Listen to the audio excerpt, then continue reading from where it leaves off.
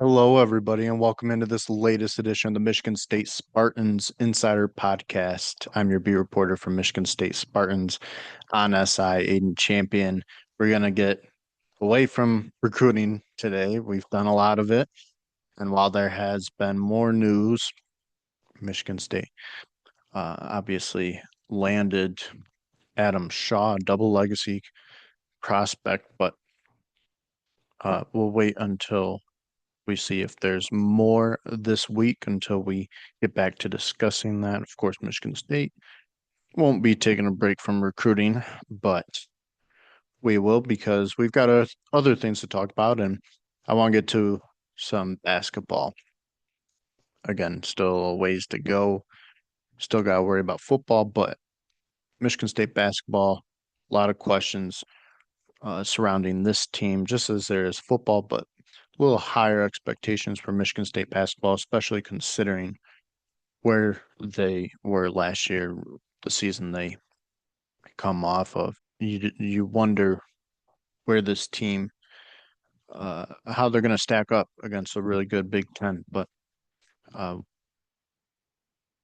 part of what I think is going to play a role in that, a big role, I shouldn't say part of, but is their non-conference schedule. And we found out today, or I guess yesterday, I'm talking to very early morning on Wednesday, but found out yesterday that Michigan State will be playing Duke at um, or on December 6th. It's a Saturday. We already knew that they were going to be hosting Duke at the Breslin in December, just not the date. Now we know. So December 6th. But we also recently found out John Calipari reportedly said that Arkansas will be going to Michigan State. Another very tough non-conference schedule or matchup. You're starting out with Kentucky. That's going to be Champions Classic, always one where you always kind of a measuring stick game, you know, where you are at the start of the season and what you need to really hone in on. I think people really exaggerate with the Champions Classic and um there's always people are always sounding the alarms after that game, and then that's not one you talk about really the rest of the year. But you got Kentucky, and then um, that same month they've got North Carolina on Thanksgiving in the Fort Myers Invitational. North Carolina expected to be better this year, and then of course Duke and Arkansas in December, and that is a tough, tough, tough non-conference schedule, and you've already got a very tough Big Ten schedule. So I'm asking, is this bad? This non-conference schedule, is this bad for this Michigan State basketball team that they're being thrown straight into the fire for conference season, which is going to be a gauntlet itself? Or is it good? Is this going to help prepare them? I mean, I'm sure it will help prepare them, but is this uh, really what they need? This team in particular, I mean, this isn't, I mean, it's not going to be a top 10 team going into the year. Probably will be ranked mostly because of the fact they're coming off an Elite Eight appearance and they won the Big Ten last year, but they didn't do anything in the offseason to really set the world on fire. I mean, they addressed needs, and I do think still that Tom Izzo did a great job with the portal in terms of getting solely what he needed to get. You know, it's not really his style to go out there and um, really hammer it, get over aggressive with the portal. He uses it for the sake of using it for um, addressing needs, like I said. But it's not like you look at this roster and say they're better than last year's. Obviously, I mean, you lose Jace Richardson, who's going to be a first round draft pick this month, perhaps a lottery pick. Um, you don't you don't necessarily get better when that happens unless you bring in like a five-star freshman or replace that with one of the top transfers in the portal. Just of course, neither was the case for Michigan State. But again, I've said before, I do think they finish at least top five in the Big Ten. I don't expect them to run it back and win it again, but I think they'll be competitive among some of the better teams. And so, I wonder is is this non-conference schedule setting them up for failure? I I'd like to give you, a strong opinion, but I'm really torn, and that's why I'm asking it. On one hand, yeah, I mean, it gets you battle tested for what's probably going to be the toughest the Big Ten has been in years. I mean, it was tough last year, and Michigan State won it by 3 games, but it's going to be even more tough this season. I'm expecting. So, is it right that they are going to be facing some other top tier teams like Duke, Arkansas, North Carolina, Kentucky to get ready for even more top tier teams? I mean, there's a chance Big Ten could, um, you know, have a better season than the SEC. Obviously, last year it got pretty close, but in the tournament, SEC, um, it proved that it had been the best conference in college basketball, but it is pretty close, and Big Ten might surpass it this year, especially when you consider Purdue is right up there, a top three team, could potentially be number one going into next season. Um, I'm not expecting that, but it's a possibility. I mean, like I said, they'll be most likely top three. Um, and then you've got Michigan in there, UCLA in there.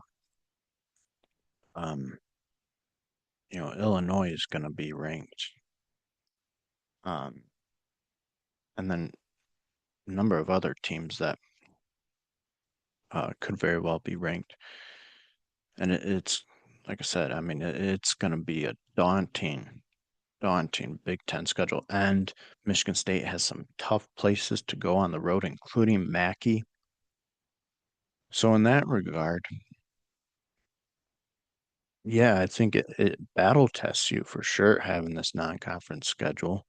Um, but you already know that if it goes horribly, the fans are going to jump on this team. Um, and not that it necessarily matters what the fans think, but um, that outside noise can definitely hurt you too, and just you can set yourself up where you're um, going into Big Ten play with three or four non-conference losses. Um, I mean that's not going to help your confidence at all. And right off the bat, you're going to be in the towards the back of the Big Ten. On the other hand, um, you know, non-conference, we don't usually look back and remember Michigan State's. We don't remember December and November. I mean, unless they're wins, um, or wins in thrilling fashion, like maybe against North Carolina in overtime of the Maui Invitational last year. That's when you look back on. But nobody was talking about the Champions Classic by the end of the year. Um, so you don't want to overreact.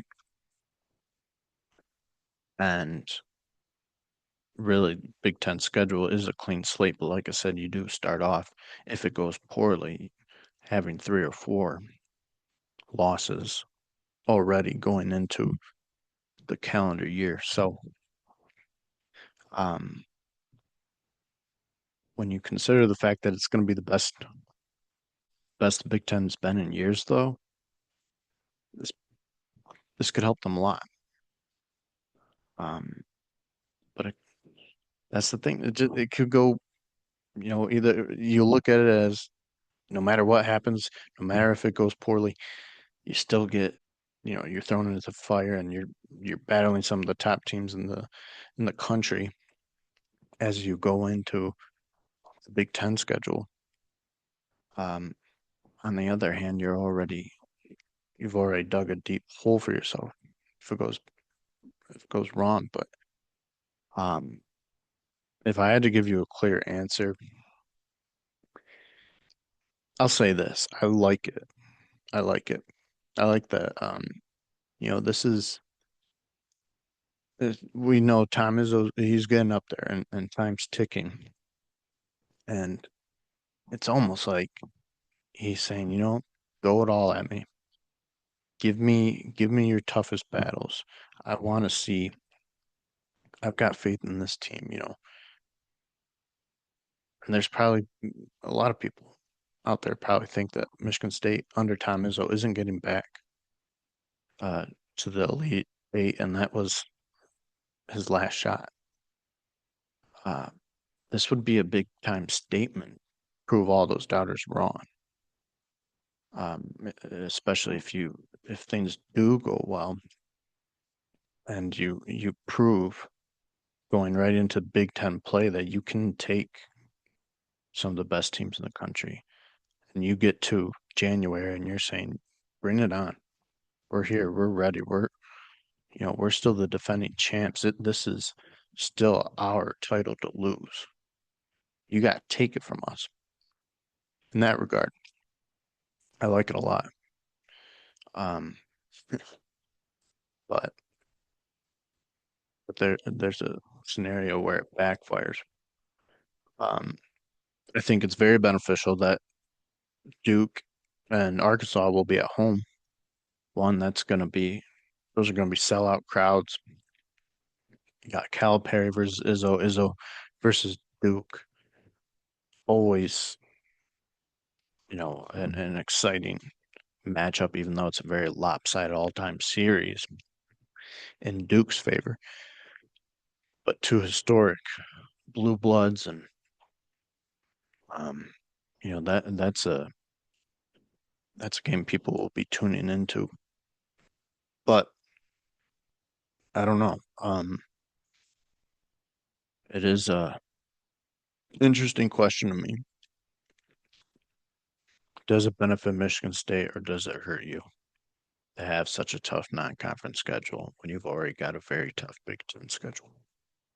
I would love to know your guys' thoughts. Um,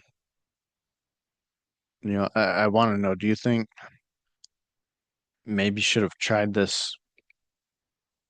I don't know. Last year wouldn't have been the year to do it because there was definitely uncertainty with that team, and you were coming off 4 pretty down years. So, um, to announce yourselves as the team that's ready for the challenge after not really proving much since 2020, that would have been a little tougher. But now there's high expectations, and you're embracing that.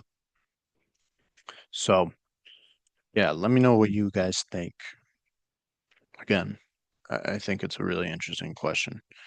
Um, but it all makes for what should be a very exciting season. Um,